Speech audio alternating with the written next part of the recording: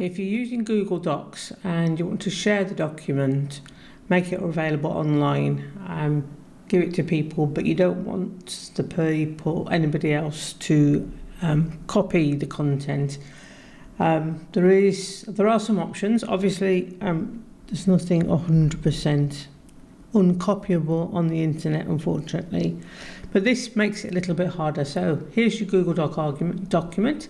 Click on share, and you have to choose anyone with the link outside your organization.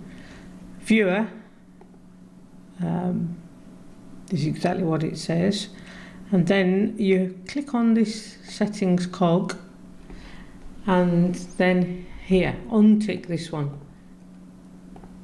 Viewers and commentators can see the option to download and print and copy, but I don't want them to, so I untick it.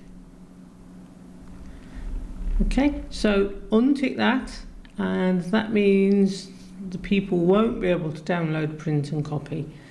They've bundled all the settings together, so it's either all or nothing. So if you want them to download, they can't if you untick this box. So that's what I want. Go back there, copy the link, and then if I open in an incognito window to test what happens,